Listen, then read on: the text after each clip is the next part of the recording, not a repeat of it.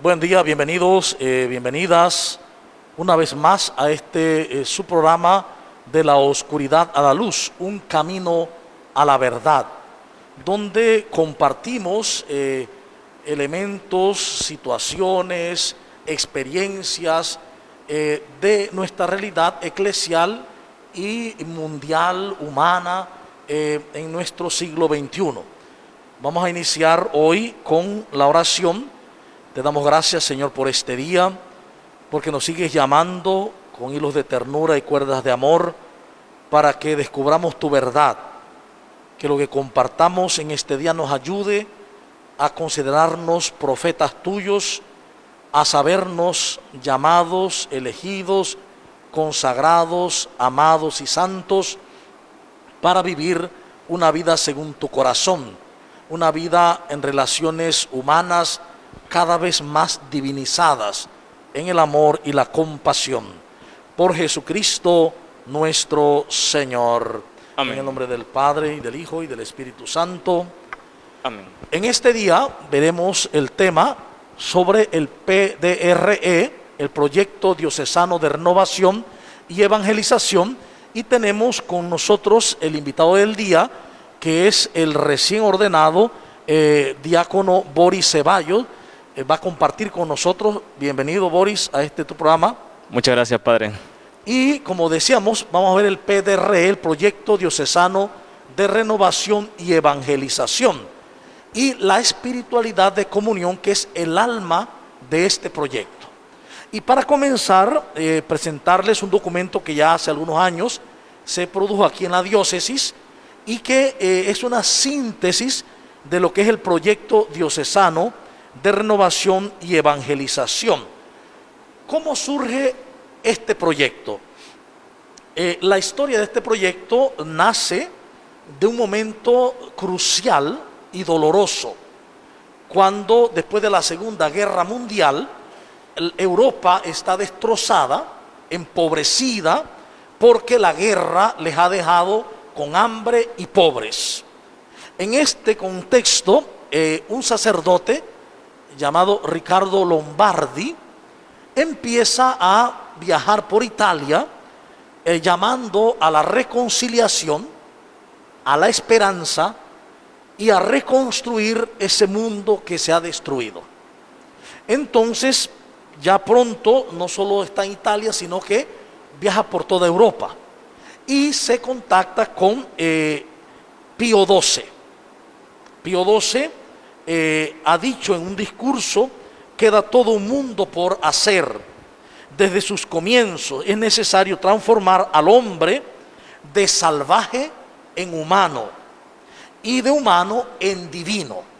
Esta frase conmovió mucho al padre Lombardi, quien va a decir: bueno, es tiempo de hacer un movimiento para un mundo mejor. Necesitamos un mundo mejor como Dios lo quiere.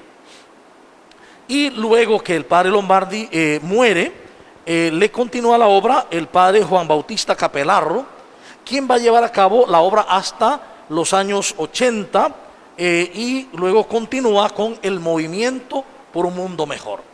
Sin embargo, este movimiento tiene total validez hoy, porque aunque no hay una Europa destrozada por una guerra bélica, un conflicto bélico, tenemos un mundo que está destrozado, roto el tejido social, no por unas armas bélicas, sino porque el ser humano se ha ido apartando de la senda de la verdad.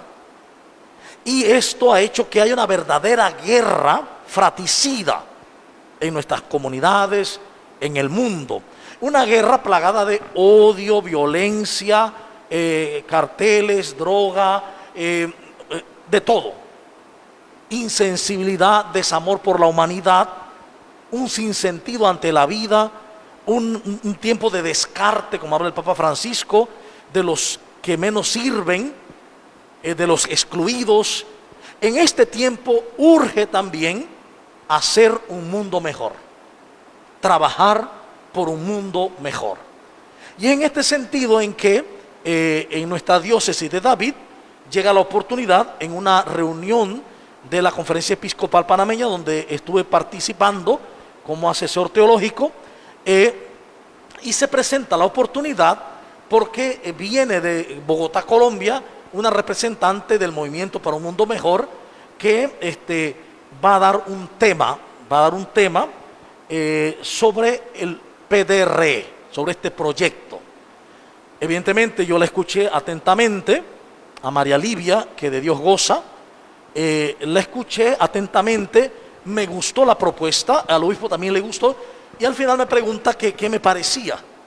Yo le dije, me parece una gran oportunidad para retomar el camino eclesial en nuestra diócesis. Vamos a lanzarlo. Se presentó al clero, el clero le pareció bien, luego se presentó a un grupo de laicos, también les pareció bien, y comenzamos a trabajar el proyecto. De ese proyecto surge un primer documento que es el manual 1, que se llama el modelo situacional. Con este modelo se pretende ver la realidad, ver lo que está pasando en el momento presente, tanto en el entorno eclesial como en el contorno eclesial. Y junto a esa mirada del entorno y el contorno, mirar un poco en retrospectiva lo que nos ha llevado a estar como estamos hoy. Y hacer una proyección futura para ver qué sucedería de pronto si esto cambiara. Mirar un poquito ya lo que pasaría. Este manual pues es necesario para el trabajo pastoral en la diócesis porque tiene toda la información sobre las parroquias, los grupos, los movimientos, las comunidades, los distritos, todo. Es un documento situacional. A pesar de que ya tiene varios años, tiene de pronto total validez porque, aunque hay cambios de números, de cifras, sin embargo, las situaciones realmente no han cambiado. Es del 2015 y pues tiene total validez porque, ya digo, ha aumentado el número de población, hay una pandemia, pero la situación humana continúa. El dolor, el miedo, el sufrimiento, el odio, el resentimiento, las pandillas, la droga, etc. Entonces, luego de que se hizo este manual, el de situación o situacional, se hizo el segundo manual, que es el manual 2, llamado modelo ideal.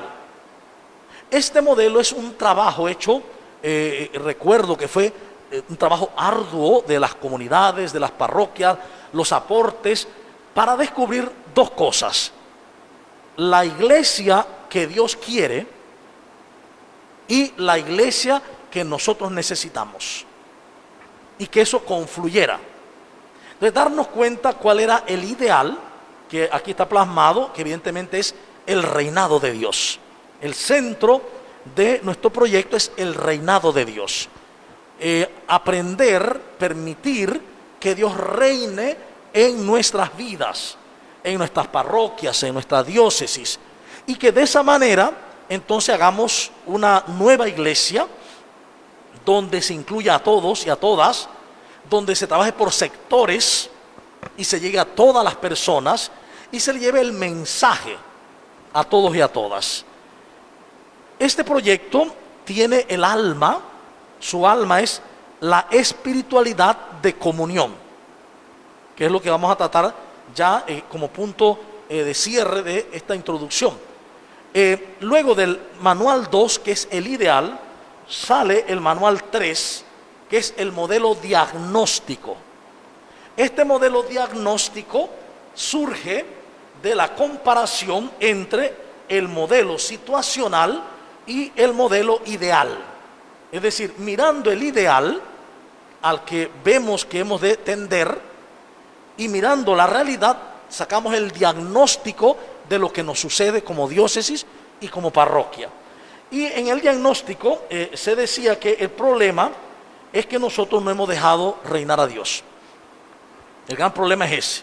Hay un individualismo feroz, no dejamos reinar a Dios, no tenemos sentido de pertenencia eclesial, no amamos la iglesia como lo que es la comunidad hermanada, y esto nos tiene enfermos. Entonces, luego surge al final el último, el manual cuarto, se llama el manual operativo o modelo operativo.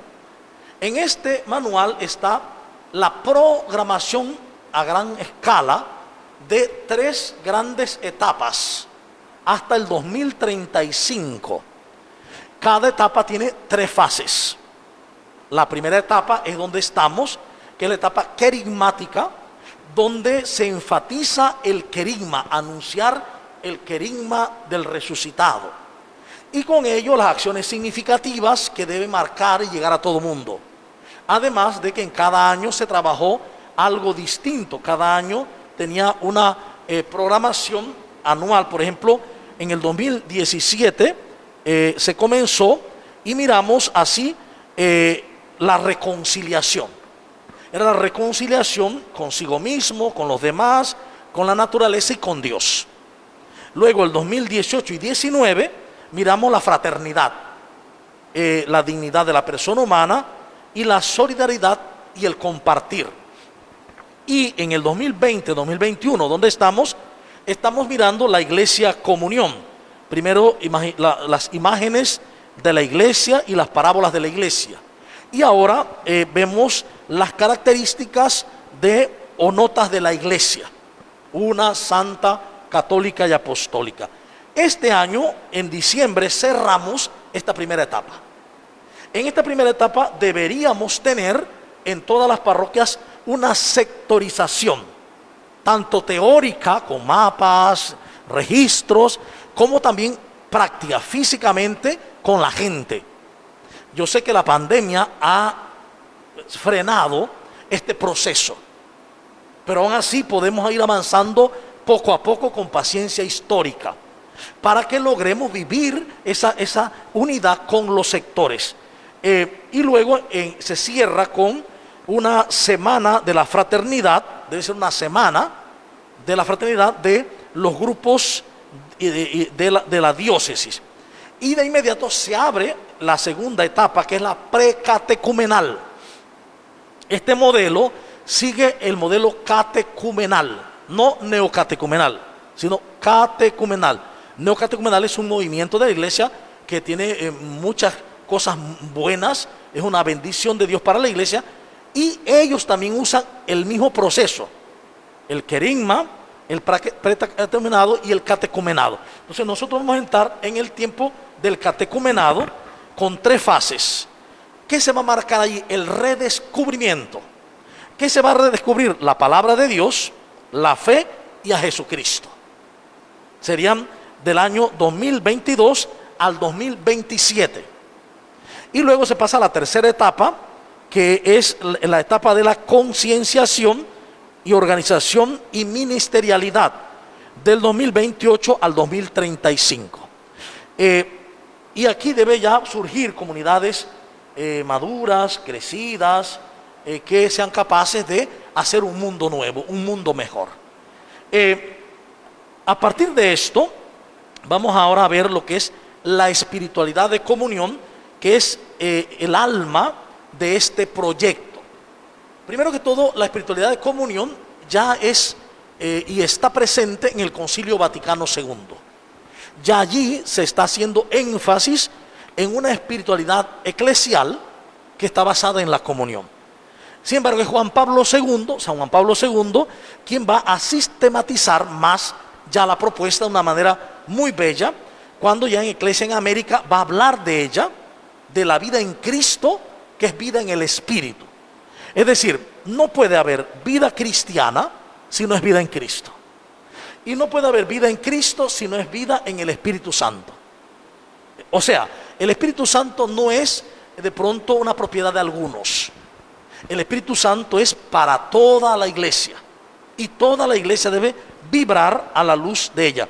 En Iglesia América 29 va a hacer énfasis, dice, entre otros elementos de espiritualidad que todo cristiano tiene que hacer suyo, sobresale la oración, para llegar así a una espiritualidad de comunión. Pero va a ser en el número 43 de Nuevo Milenio en Eunte, ya en el 2001-2003, donde él va a poner en claro lo que es la espiritualidad de comunión. Y él va a decir que hay que hacer de la iglesia la casa y la escuela de la comunión. La iglesia no es un lugar de peleas, de combate por los puestos, por los ministerios. No, la iglesia tiene que ser casa y escuela de comunión. Este es el gran desafío, dice el Papa entonces Juan Pablo II, que tenemos ante nosotros en el milenio que comienza. Si queremos un mundo mejor y creemos que la iglesia es una iglesia profética que debe colaborar para que este mundo sea mejor, entonces esta iglesia tiene un gran desafío y es la conversión hacia la espiritualidad de comunión. Y dice, queremos ser fieles al proyecto de Dios. Es decir, la espiritualidad de comunión no es un capricho de San Juan Pablo II o de un grupo, no. Es fidelidad a Jesucristo y su proyecto. Y por eso es fidelidad a la obra de la evangelización. Entonces, él va a decir que hace falta promover una espiritualidad de comunión, proponiéndola como principio educativo en todos los lugares donde se forma el hombre y el cristiano.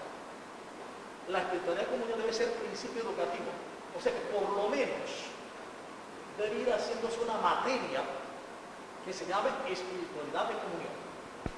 Y en todos los lados donde se forme el hombre cristiano se debe impartir seminarios, personas consagradas, agentes de pastoral, donde se construye la familia y la comunidad. En todos lugares de formación debe darle preeminencia a la espiritualidad de comunión. Entonces va a definirnos desde ya qué es la espiritualidad de comunión, y quiero leérselas para que miremos que es algo que está en el magisterio de la iglesia, el magisterio de San Juan Pablo II, y él va a definir así: espiritualidad de comunión o de la comunión significa ante todo mirada del corazón, dirigido sobre todo hacia el misterio de la Trinidad que habita en nosotros y cuya luz ha de ser reconocida también en el rostro de los hermanos que están a nuestro lado. Entonces, el primer elemento de la espiritualidad de comunión es reconocer, dice, una mirada del corazón. Mirada del corazón significa mirada de la mente. Mirada de la mente.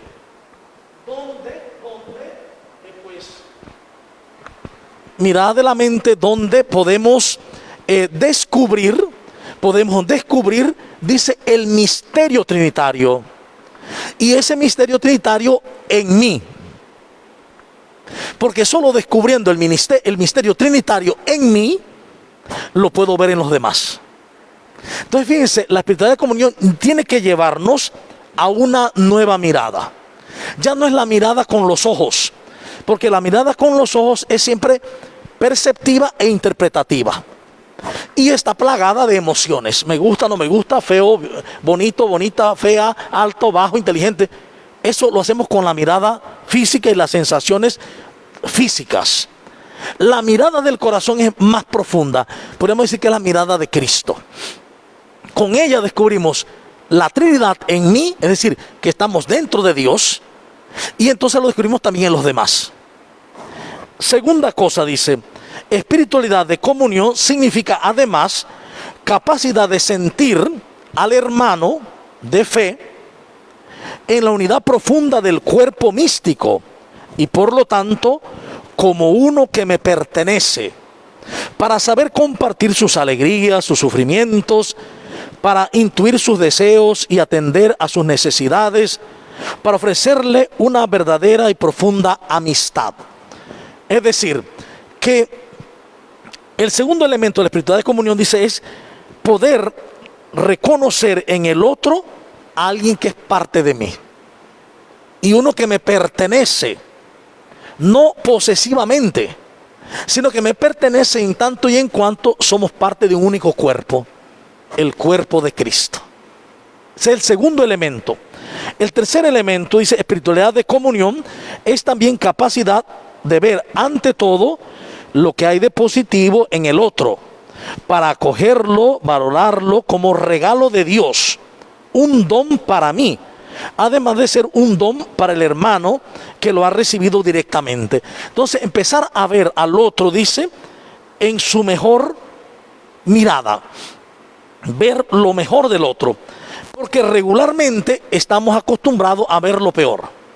Siempre estamos buscando ver lo malo. Y vemos la página blanca, pero vemos el punto negro. Y fíjense que eso se debe no a lo que está afuera, sino a lo que está dentro. Por eso el Talmud, en una de tantas cosas que dice, va a decir la realidad. Nosotros no vemos la realidad tal y como es. Nosotros vemos la realidad tal y como somos. El mundo lo vemos como somos nosotros. Por eso es que es necesario que yo me convierta. Queremos que se conviertan los demás. No, comienza por mí. Yo tengo que convertirme para empezar a ver lo positivo, lo mejor de los demás. Y así ver lo que es un regalo para mí. Cada persona y todas las personas.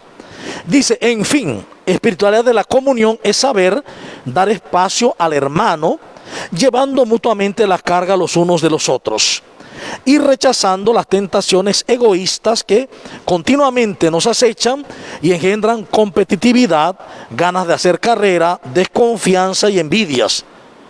No nos hagamos ilusiones. Sin este camino espiritual, de poco servirían los instrumentos externos de la comunión. Se convertirían en medios sin alma, máscaras de comunión más que sus modos de expresión y de crecimiento. Entonces, con esto podemos decir que la espiritualidad de comunión urge, porque es a través de esa espiritualidad de comunión como nosotros vamos a lograr vivir este proyecto diocesano de renovación y de evangelización. Entonces, con esta larga introducción, me gustaría preguntarte, Boris, lo primero sería saber cómo tú has captado, por ejemplo, en el mundo del seminario, de la formación, si se está dando esta importancia al proyecto diocesano por un lado y por otro lado a la espiritualidad de la comunión. Si se está haciendo énfasis en la casa de formación para que los que van a salir de ahí estén impregnados profundamente de esa espiritualidad de comunión, redescubriendo a la Trinidad en cada uno para verla en los demás. ¿Cómo tú lo ves?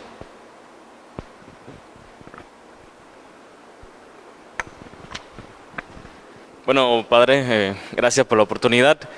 Una de las ventajas que hemos tenido en el seminario es que, al igual que nuestra diócesis en David, también en la arquidiócesis se ha estado trabajando con este mismo proyecto, lo cual ha permitido que los seminaristas también nos involucremos y resultaba interesante porque mientras estábamos trabajando acá en la diócesis, que veníamos acá y trabajábamos en el proyecto, cuando estábamos en Panamá también nos involucraban en el tema del proyecto. Recuerdo que hubo un año completo en el que todo el tema hablaba o hacía énfasis en el tema de la comunidad. Entonces, todo lo que eran las charlas del rector, la charla del director espiritual, entonces todo giraba en torno al tema de comunidad. Esa realidad hace que el seminarista que se está formando, futuro pastor, permita, y esto sería también como un mensaje para las diócesis padres que no están llevando este proyecto, porque a nivel de país es interesante que si todas las diócesis estuvieran en sintonía con esto, sería fantástico. Porque el lenguaje no solamente estaría de espiritualidad, de comunión, de unidad, no solamente estaría reinando en nuestra diócesis en David, sino a nivel de todo el país. Entonces, por esa parte puedo decir que ha sido una ventaja el hecho de que la arquidiócesis también está involucrada en este proyecto y que cuando se hablaba del tema de comunión, de espiritualidad, de perdón y todo esto, también lo trabajábamos en el seminario. Y a nivel de aquí de la diócesis, pues cada vez que nosotros veníamos acá, gracias a Dios siempre coincidía la semana de pastoral con los días que estábamos de vacaciones, así que participábamos en las reuniones y algo que quería hacer énfasis respecto al tema de la comunión, y es uno de los grandes peligros y tentaciones, es que si mi idea no está en un proyecto, yo no me siento parte de él. Y usted mencionaba algo interesante, ¿sí? Cuando un proyecto se lanza y se hace, la idea es que todos estemos involucrados. Pero hay que ir más allá, y usted lo mencionaba y lo decía, de lo que nuestros ojos y nuestros oídos pueden percibir de manera externa. Estamos viendo que, se hace la reunión de pastoral, pero ahí solamente van los párrocos, solamente va el equipo del EDAP o el EPAP, y yo no participé. Entonces estamos llamados a decir, pero mi párroco que estuvo allá me representa. El equipo que está allá habló en nombre mío, aunque yo no estuve. Y hacia esa madurez de comunión tenemos que ir creciendo, a sentirme parte de. Y recuerdo muy bonito en una de las semanas que se hablaba precisamente de la segunda parte del modelo ideal, cuando se invitaba a soñar. Yo recuerdo que se hizo una dinámica en la que todos íbamos con el papelito, íbamos colocando si era sobre temas de pastoral, evangelización, de catequesis, de la realidad presbiteral, la realidad del seminario. Y el rostro de cada quien escribiendo su sueño, su idea y haciendo la fila y colocándolo en el buzón que se hizo. Fue una dinámica muy interesante. Se notaba el brillo y la alegría de cada uno soñando por toda la diócesis. Y es lo que yo quisiera reiterar. O sea, siéntete parte de este proyecto. Ahí estuvo tu párroco, estuvieron miembros de tu comunidad, de tu parroquia, soñando por todos en la diócesis. Así que yo lanzaría también ese mensaje y esa exhortación de que nos sintamos parte de este proyecto. Gracias, Boris. Una vez más vemos la importancia de asumir este proyecto, porque este proyecto incluye muchos aspectos, de hecho toda la realidad parroquial y diocesana. Una de las cosas a la que llama es a la sectorización de las parroquias. Cada sector con un nombre, con una fecha de un patrono, fecha de celebración, con 3 coordinadores, con una red de mensajeros. Se ha estado trabajando, luchando, no se ha logrado del todo en toda la diócesis, pero si esto se hubiera logrado hacer como se pensaba, sería toda una plataforma magnífica para 2 cosas. La primera es para llegar a todo mundo y que todo mundo se sienta involucrado, se sienta iglesia. Porque regularmente pensamos que el otro está en la iglesia, pero yo no. Yo voy a veces a la iglesia. Entonces esto de los sectores cambia porque el sector mismo se sabe parte de la iglesia e iglesia misma. Por otro lado, el proyecto, al tener sectorizada toda la parroquia, permite llegar fácilmente a cualquier lugar. Por ejemplo, ahora que estamos en la preparación de la primera asamblea eclesial de América Latina y el Caribe, a la que dedicaremos otro día todo un programa, vemos cómo hay que llegar a todas las personas con un cuestionario de participación. Si tuviéramos las instancias adecuadas, hubiera sido muy fácil llegar a los últimos, a los más lejanos. Entonces hay que siempre mirar cómo este proyecto está en continuidad con lo que está viniendo, no está aparte, porque alguien puede decir, es que tenemos muchas cosas, el proyecto por un lado, ahora la asamblea, viene el sínodo de los obispos y todo. No, todo está concatenándose. Hay que ir caminando en esa armonía. El proyecto diocesano armónicamente, caminando, trabajando, y aprovechando de todo lo que viene, el año de la familia, por ejemplo, que hablamos la semana pasada, Amor y Leticia, el año de San José, todo eso va integrándose dentro del proyecto hacia una iglesia comunión. De tal manera que, por ejemplo, para el 2031, que se cumplen los 500 años de las apariciones de Santa María de Guadalupe, y en el 2033 son los 2000 años de la redención, de la entrega amorosa de Jesús. En esos años se va a celebrar con grandiosidad esos 2 años. Nos estamos preparando para ello. Entonces, todo el proyecto diocesano se encamina también por allí. Tenemos que aprender a ver de manera unitaria, unida, ese caminar de la iglesia. Entonces, mirándolo así, tu percepción, que has estado en algunas pastorales, ¿tú cómo ves a nuestro pueblo? ¿Qué tanto, primero, qué tanto les ha llegado la información del proyecto? Y segundo, ¿qué tanto se han abierto a este proyecto? Nuestro pueblo santo, del que somos parte. Este pueblo santo de Dios comprende este proyecto, lo entiende o no. ¿Cómo tú ves ahora mismo esta realidad? Bueno, en las experiencias, digamos, de misión y de pastoral que he realizado en algunas parroquias, puedo percatarme que quienes participan directamente en la parroquia, es decir, algunos ministros, catequistas, manejan un conocimiento bastante general del proyecto, pero ya el pueblo, muchas personas de los que asisten a misa domingo o de los que están en las capillas, hay muchos que lo desconocen, que han escuchado hablar de un proyecto, pero no tienen una estructura así muy clara de en qué consiste, cómo está compuesto, cuál es la realidad. Y creo que usted mencionaba algo que creo que es la parte donde nos hemos quedado un poco fallando en el tema de la sectorización. Que si eso se lograra trabajar, si cada uno comprendiéramos que esa red de mensajeros haría tanto bien, ojalá llegara un momento en que pudiéramos decir, yo le hablo a 4 este domingo, y esos 4 tienen la tarea de hablarle a otros 4 más, y así hasta ir haciendo todo ese enramaje, si se puede decir, donde cada quien le vaya llegando ese mensaje de la palabra, y creo que hacia allá tenemos que apuntar. Me parece que se está quedando entre los coordinadores, catequistas, entre los miembros que están más comprometidos, digamos, en la capilla o en las parroquias, pero no está llegando a las comunidades, a las casas, me parece. Exactamente, porque el sectorizar una parroquia tiene como fin no solamente delimitar geográficamente, sino hacer posible ese proyecto de Jesús y el método de Jesús, que era Jesús a los apóstoles a los demás, haciendo agentes multiplicadores.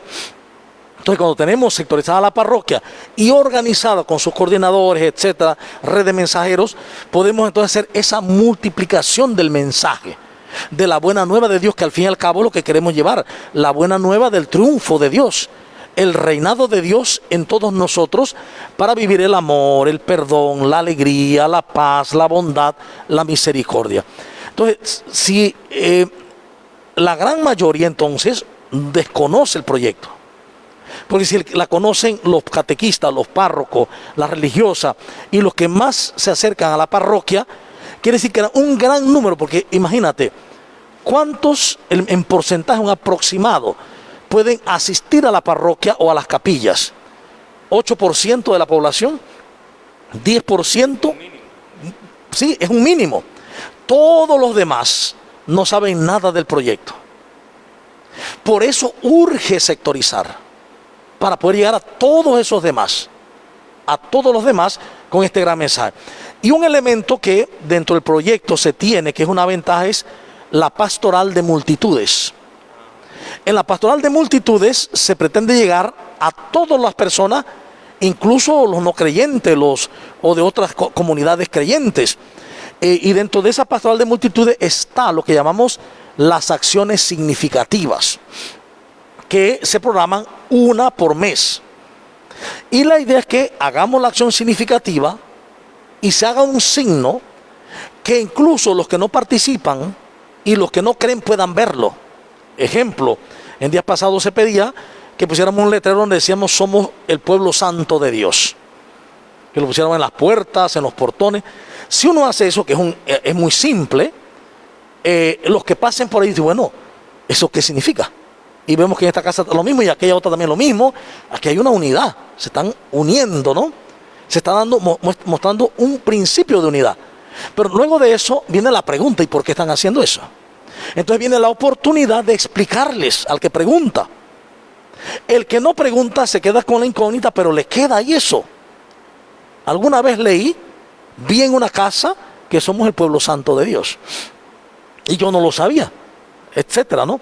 Entonces, la importancia de las acciones significativas, de realizarlas tal y como están diseñadas, porque responden al proyecto, responden a la etapa que estamos, responde a la fase en que estamos también. Es urgente que lo entendamos, que las hagamos bien, porque con esas acciones podemos evangelizar. Por ejemplo, recuerdo una de las acciones que más ha impactado fue en el año de la reconciliación, cuando los sacerdotes fuimos a confesar en las áreas abiertas. Entonces nos fuimos unos allá al Mall Terronal, otros fueron al Mall Chiriquí, otros estuvieron en el Parque Cervantes, por ahí por calle Cuarta, y la gente quedaba admirada de ver dos sillas, un cura ahí revestido con el alba y la estola para confesar. Y mucha gente accedió y estaban impresionados. Entonces, las acciones significativas son para eso, que la gente se impacte, la gente se pregunte y la gente busque respuestas. Entonces, también referente a esto, ¿cómo tú has visto el proceso de acciones significativas en tu vida y en tu derredor? Bueno, en mi caso, pues la verdad son impactantes y lo que usted dice, quedan grabadas en la mente. Y recuerdo en una ocasión cuando subí a un taxi, sin conocer al taxista, me llamó la atención que yo vi en una ocasión, creo que era sobre el tema de la fraternidad, del perdón, y vi la imagen y la frasecita. Y yo le pregunto de qué se trataba y me dijo que era una de las acciones significativas, y eso a mí me emocionó porque dije, qué bien, qué bueno. Entonces, este gesto sería bueno que todos se motivaran a que cuando estas acciones significativas se realizan, no quedarse con ellas o no guardarlas, sino que compartirlas.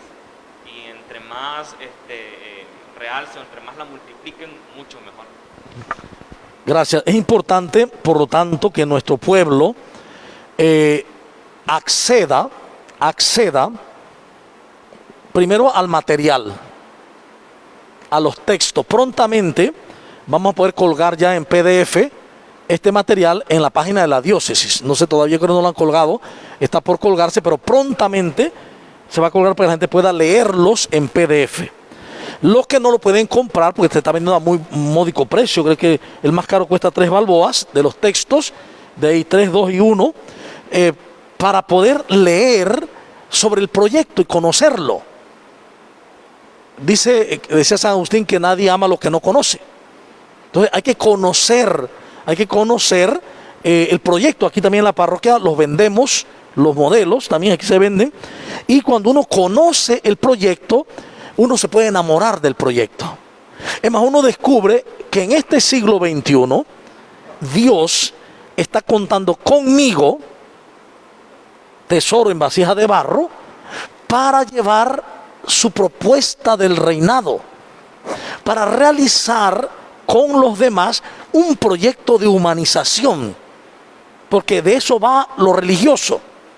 Lo religioso no va en nada, no tiene que ver nada con darle a Dios cosas que no necesita, sino en dejar que Dios nos dé todo lo que nos ha dado, lo aceptemos y nos humanicemos. Y en la medida que nos vamos humanizando, nos vamos divinizando. Por eso lo decía el Papa Pío XII, que era necesario pasar al hombre de la animalidad a la humanidad y de la humanidad a la divinidad. Entonces, este proyecto es una gran oportunidad. Ojalá que todos nosotros nos preguntemos un poco qué he hecho yo por asumir el proyecto. ¿Cómo lo veo yo? ¿Para qué me sirve el proyecto? Y darme cuenta que si ese proyecto se asume, lo que está proponiendo es el reinado de Dios. Y no hay nada más grande, ni nada más importante que el reinado de Dios. Ni el dinero, ni los bienes, ni los millones, ni la finca, nada puede compararse con el reinado de Dios. Por eso dice Mateo 6:33, busquen primero el reinado de Dios y su justicia, y todo lo demás viene por añadidura. Entonces nuestro problema es que estamos corriendo tras las añadiduras y olvidamos el reinado. Cuando hacemos eso, cuando andamos buscando las añadiduras, lo que hacemos es pelearnos por las añadiduras, porque yo quiero lo que el otro quiere, o pienso me va a quitar lo que yo tengo. Entonces, buscando las añadiduras, peleando, estamos en ataque, defensa siempre. Mientras que cuando nos abrimos al reinado de Dios, en nosotros entra esa espiritualidad de comunión y nos vemos de manera unitaria. Somos todos uno, la no dualidad. Y nos vemos como uno con los demás, en un solo cuerpo, uno con Cristo. Y como dice Colosenses 3:3, escondidos con Cristo en Dios. Por lo tanto, este proyecto es de suma importancia.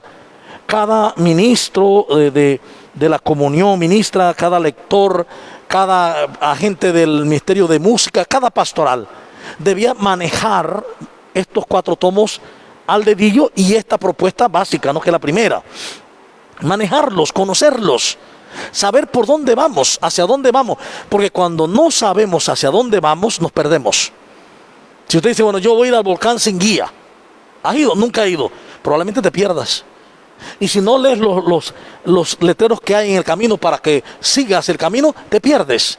Entonces, estos manuales son como esos letreros para hacer el camino. Nos van indicando cómo hacer para seguir avanzando en una iglesia que en este tercer milenio debe dar razón de su fe. En una iglesia que tenemos que preguntarnos si a estas alturas del partido estamos siendo fieles al proyecto de Jesús. Es decir, si somos fieles al proyecto del reinado de Dios, que está marcado en Lucas 4, 11 y siguiente, ¿no?, cuando dice Jesús, el Espíritu Santo está sobre mí y me ha ungido para anunciar la buena nueva a los pobres, a todos los pobres morales, pobres materiales, a todos, a dar vista a los ciegos, a dar liberación a los oprimidos, libertad a los cautivos y anunciar el año de la gracia del Señor. O sea, ese es el modo operandi de Jesús, y ese debe ser el modo también de la iglesia. La iglesia, ante todo, tenemos que buscar que el reinado de Dios acontezca en nosotros, que se dé en nosotros, y que reinando Dios en nosotros va a reinar el amor, la paz y la alegría. Entonces, ¿qué hacer? La pregunta de una vez, ¿y qué vamos a hacer? ¿Y cómo lo vamos a hacer? ¿Y es tan difícil? No. El proyecto lo que busca es que, para entenderlo mejor, imagínense que cada uno de nosotros es un foco de una luz brillantísima, la luz divina que tenemos. Pero desde que uno nace empiezan a arreglarlo. Vamos a decorarlo. Vamos a ponerle un trapito azul para que la luz se vea azul.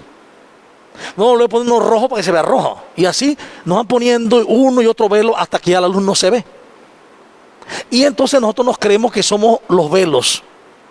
Que soy azul, que soy rojo, que soy negro, que soy blanco, que soy ingeniero, que soy médico. Lo que nos han puesto. ¿Ve? Obispo, diácono, sacerdote, eso es lo que soy. Yo recuerdo que cuando en un lugar en Europa me dijeron, ¿y usted quién es? Le dijeron a uno que estaba conmigo y dice, yo soy el padre tal. Dice, usted, yo soy un hijo de Dios. Eso es lo que yo soy. Y me llaman Rory Gutiérrez. Y mi vocación, mi servicio es el ministerio presbiteral.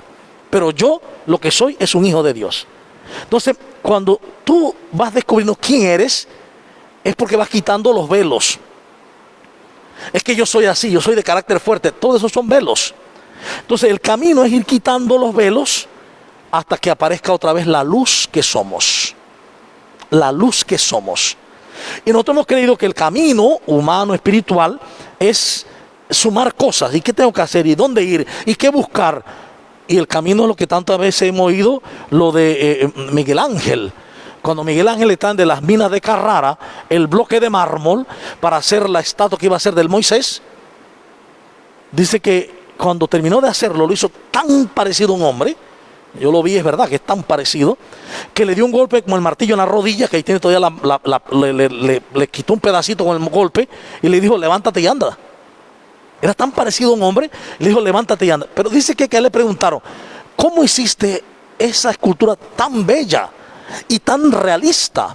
Y él dijo, cuando me trajeron el bloque, yo lo vi. Solo le quité los pedazos que le sobraban. Entonces, en la vida humana hemos creído, porque así nos enseña el mundo, que la vida humana se construye echándole cosas a la vida. Echándole más televisores, más teléfonos, más computadoras, más internet. No es todo lo contrario, hay que quitar lo que nos sobra, lo que oculta lo que somos. Y este proyecto va en esa línea. ¿Por qué? Porque comienza con el anuncio querigmático, pasa primero al precatecumenado, donde entramos en contacto. En el querigma nos anuncia que Jesús es el Señor, que es el resucitado, el viviente, que es el Mesías, la esperanza de la vida, el que nos trae vida abundante. Entonces luego vamos a ir conociendo la fe, a Jesucristo, y luego pasaremos al catecumenado, donde entraremos ya en la ministerialidad, en el servicio, en la vida comunitaria. Por lo tanto, es de suma importancia el conocimiento, el asumirlo, vivirlo y anunciar este proyecto, porque dentro su centro es el reinado de Dios y su alma, la espiritualidad de comunión. Ahora bien, ¿tú qué le recomendarías a los radioescuchas, a los que están en los canales de todas formas, porque hay canales aquí de video, de audio, etcétera? ¿Tú qué les recomendarías a la comunidad sobre este proyecto? ¿Y qué te recomendarías a ti mismo también? Una de las tentaciones de este proyecto es, y precisamente usted lo decía, de repente sentir que son muchas cosas y que hay mucho que hacer y perder o quitar la vista de que es el proyecto de Dios y abierto a esta realidad de saber qué es la voluntad de Dios. Y cuando uno de los principios que usted leía hace rato en uno de los documentos, de que de la espiritualidad de comunión es la oración, y en la oración es donde escuchamos la voluntad de Dios.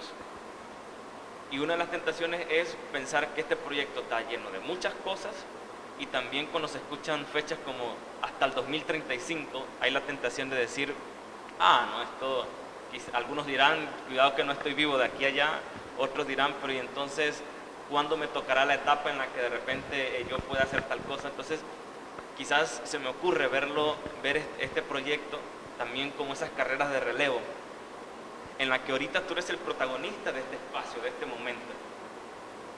Es hermoso cuando San Pablo dice, hay quienes siembran, el Espíritu Santo. Otros riegan. Y otros le tocará cosechar. En la espiritualidad, en la pastoral, en el trabajo evangelizador, una de las grandes tentaciones es que yo quiero sembrar, quiero regar y quiero cosechar de una vez. A veces pasa que alguien sembró, otro le tocó regar con mucho esfuerzo y alguien llegó y cosechó. ¿Sí? Y adquirió un catequista, un evangelizador y dice, no, es que fue por no, es que ya antes de él hubo alguien que lo evangelizó, alguien que lo catequizó, alguien que le predicó, alguien que le habló. Entonces yo diría que cada uno de nosotros tenemos que sentirnos protagonistas de este espacio, de este contexto, de este momento. Porque otros dirán, pero es que yo me acabo de entrar al proyecto ahorita y ya la etapa carismática pasó, entonces yo me perdí esa parte. No, siente que ya alguien por ti oró y pidió perdón en nombre de la diócesis. Siente que ya alguien pidió perdón por ti y eso es profundo en la espiritualidad de comunión, porque, y usted lo decía hace un rato, porque lo que yo siento, lo que yo experimento, si yo me siento perdonado, si yo siento que Dios tiene misericordia para conmigo, si Dios a mí me ama y te miro, te estoy viendo como yo me siento ahorita. Y qué maravilloso que alguien cuando le hable de este proyecto a otro, le transmite inmediatamente lo que ya ha vivido. Y eso sería una muy buena dinámica. Alguien que diga, no, a mí me tocó trabajar en la etapa carismática. Y otro dirá, bueno, todo este tema de la santidad, la unidad, la comunión es lo que a mí me ha marcado. Y que vayamos haciendo como una unidad en esto y no sintamos que es mucho, no sintamos que está lejos, sino que este es el momento en el que Dios a ti quiere utilizarte en el espacio que nos encontramos ahorita. Mira, a respecto, dos anécdotas para que veamos, ¿no? Yo recuerdo que cuando ya en la diócesis aceptamos entre todos hacer el proyecto, me dijo el obispo, Rory, tú como vicario de pastoral, hame un esquema del proyecto para invitar a María Livia y darle un esquema a ella de cómo más o menos hasta qué tiempo va a ser. Entonces yo rápidamente le hice un esquema y le dije, bueno, le presenté, bueno, el proyecto va a ir 2017-2035. ¿Qué? Eso no puede ser, es muy grande. Yo le decía, precisamente este proyecto es de relevo y hay que tener paciencia histórica, hay que ir poco a poco, porque un pueblo, sus paradigmas no cambian de un día para otro, un año o 2 años, demoran años para poder asumir otra verdad, o mejor dicho, asumir la verdad y descubrir que hay cosas que nos hemos equivocado, que no eran tan verdad. Entonces eso por un lado. Y por otro lado, recuerdo que un día me dijo un presbítero hermano, y había unos likes, y dice, ¿cómo usted sabe? Eran varios, ¿cómo usted sabe que este es un proyecto de Dios? Usted dice que es un proyecto de Dios. Yo le dije, muy fácil, porque cuando entramos en el modelo ideal y presentamos el ideal de la diócesis, el centro del ideal es el anuncio del reinado de Dios. Y si el centro es el reinado de Dios, ese fue el proyecto de Jesús. Entonces, por lo tanto, es lo que quiere el Espíritu Santo. Y que, wow, es cierto, no lo habíamos visto así. Claro, este proyecto es un querer de Dios. Y el fin de este proyecto es, repito, humanizarnos, que haya familias más humanas, hijos más humanos, esposos más humanos, esposas más humanas, padres más humanos, etcétera, sacerdotes más humanos, diáconos, obispos más humanos. Es decir, que humanizándonos, viviendo el amor, la compasión, lo dice Papa Francisco, la revolución de la ternura, podamos hacer de esta iglesia algo nuevo, algo hermoso, hasta el punto que puedan decir: miren cómo se aman. Vale la pena participar de esta comunidad, vale la pena vivir el cristianismo. No es una religión trasnochada, no es algo que quedó anquilosado allá en el pasado, es algo nuevo que va renovando la vida, que va transformando las vidas.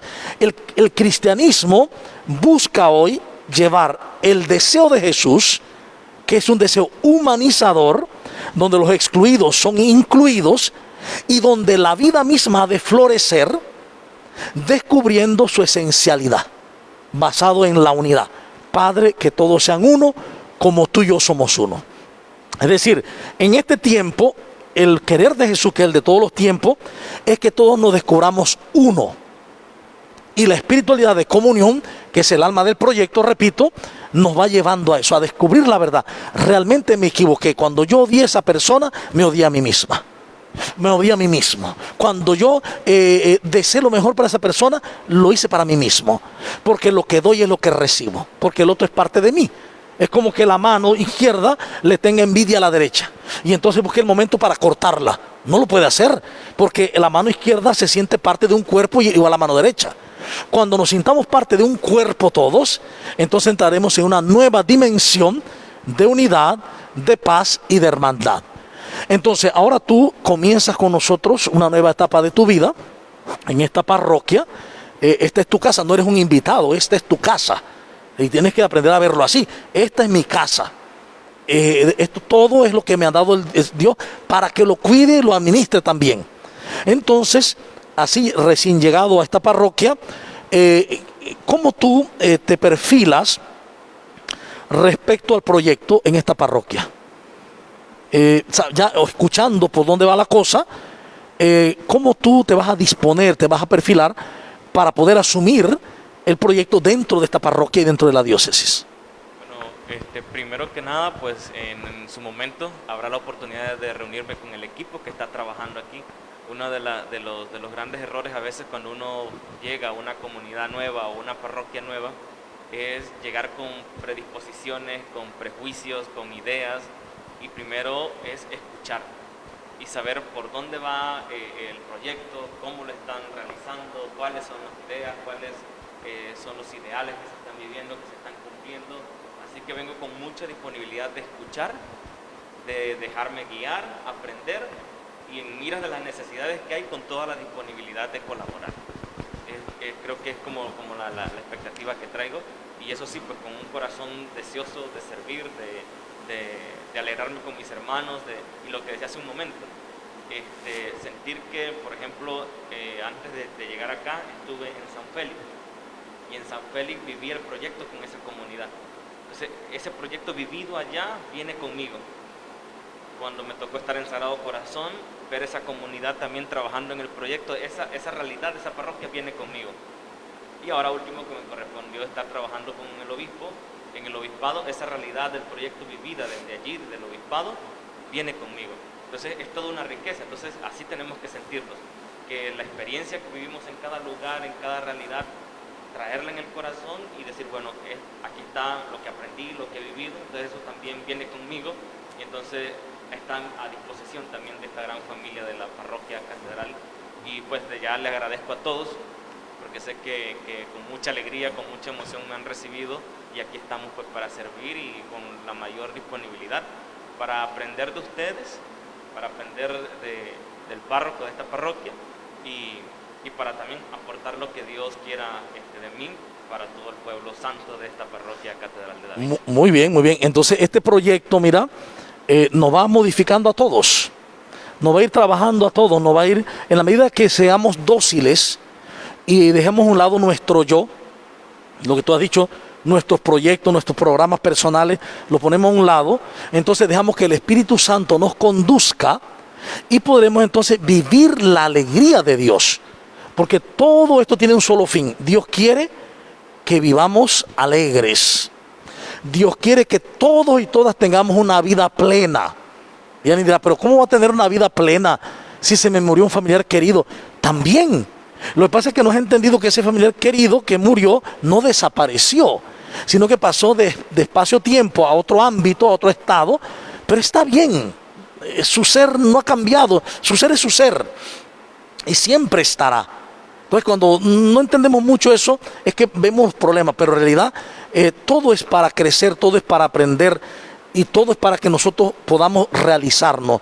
Entonces, yo creo que de pronto sería bueno que efectivamente todos nosotros, ustedes y yo, todos juntos, nos propongamos poner como cada día, dedicar un tiempito para releer los documentos, para orar por el proyecto, para poner de nuestro corazón lo mejor y decir, miren, este mundo que tenemos, pensar un poco, este mundo que tenemos y tal como lo vemos, es un resultado de opciones pasadas. ¿Qué pasaría si ahora optamos distinto? Dentro de 20 años, ¿qué mundo queremos? Por ejemplo, para el 2035, ¿qué mundo queremos? Hay un proyecto de Latinoamérica en donde han hecho 5 documentos sobre la realidad y se llama América Latina 2033 y perfilan distintos escenarios. En un escenario, América Latina se ha vuelto mucho más democrática y ahora se habla de la Unión Americana, como la Unión Europea. Una sola moneda en toda América Latina, la pobreza ha disminuido al máximo, los gobiernos son transparentes, hay una vida hermosa. Ese es un escenario. Otro escenario es que los cárteles se han tomado los países, las matanzas, el desorden, etcétera. Es un escenario. Otro escenario es que los grupos han crecido, los más ricos, muchísimo, y los pobres se han hecho mucho más pobres, la explotación. Entonces, esos escenarios permiten ver qué podría darse. ¿Qué América Latina, qué Panamá, qué David queremos nosotros? Y dependerá de la opción que tengamos hoy y que tomemos hoy. Yo estoy seguro que si nosotros optamos por el proyecto y optamos por el reinado de Dios, el 2035 será totalmente distinto. Y perdón que lo interrumpa, padre, ahora que menciona eso, también el lenguaje, cuando uno habla de tiempo hacia el futuro, soñar, pensar, también está la tentación, como decíamos hace un rato, de pensar que está muy lejos. Pero sería bueno recordar también la metodología de este proyecto, que es la metodología prospectiva. Saber que aunque estamos mirando hacia el futuro, yo vivo ya creyéndome ese ideal cumplido hoy, aquí. Es que la perspectiva, usted decía ahorita, sentirse feliz en el proyecto. Claro. Y eso el método pues, nos invita a vivirlo. Es que la perspectiva trae el futuro al presente aquí, para vivirlo. Por eso cuando leemos los documentos veremos que todas las introducciones de los libros, cuando hacemos los objetivos, no están en infinitivo, están en presente. O sea, objetivos no en infinitivo, sino en presente. Porque el proyecto hace que creamos que lo que deseamos se está viviendo hoy ya. Entonces, ojalá pues todos abracemos este proyecto, abracemos la espiritualidad de comunión y nos decidamos a seguir lo más importante, que es el reinado de Dios y su justicia. Vamos a culminar con una oración para que tú, o si quieres decir algo más, que recomiendas, algo más, y la oración final. Bueno, agradezco por el espacio, padre, y bueno, al mismo tiempo pues se ha prestado también para darle las gracias por permitirme estar acá en esta parroquia, compartir con ustedes y pues en esta nueva experiencia de seguir viviendo la espiritualidad de comunión. Así que bueno, le damos gracias a Dios por este momento tan hermoso y maravilloso que hemos tenido. Señor, agradecidos porque nos permite, Señor, en este momento compartir la alegría como hermanos, como familia, y que lo que hemos compartido en esta mañana nos ayude a soñar, a no solamente emocionarnos de manera externa, sino desde lo más profundo de nuestra alma, de nuestro ser, y unir toda nuestra existencia a la voluntad del Padre, a la voluntad de Jesucristo, de que ese reino se haga presente en medio de nosotros, que las rivalidades, las envidias, el egoísmo, el deseo de protagonismo se ha echado a un lado y que todos nos sintamos dueños y formemos parte de este proyecto, que lo sintamos propio y como lo decíamos hace un momento, una mano no le diría a la otra mano no te quiero, un pie no le diría a otro pie no te quiero, sino que nos sintamos uno solo, siguiendo la voluntad del Padre y del Hijo, en unión de ese Espíritu Santo. Pedimos que ese proyecto, que de una u otra manera ya otros han trabajado, hoy continuamos en él y otros tomarán esa antorcha, esa vara de relevo, sean capaces de recibir un proyecto que hoy nosotros no lo creemos, lo asumimos y lo vivimos con alegría, para que las futuras generaciones digan, ellos lo vivieron, se entregaron, se esforzaron, ahora yo lo tomo y también continúo con este proyecto, que es el proyecto de Dios, que lo vivimos en esta tierra, pero proyectado hacia la vida eterna, donde lo viviremos a plenitud. Te damos gracias, Señor, en esta mañana, por tu infinito amor, por tu paz y tu gracia, y que reine en medio de nosotros siempre la unidad. Amén. Amén. Muchas gracias, Boris. Bendiciones a todos, a todas. Y nos vemos próximamente en este mismo programa, de la oscuridad a la luz, un camino a la verdad. Que tengan hermoso día.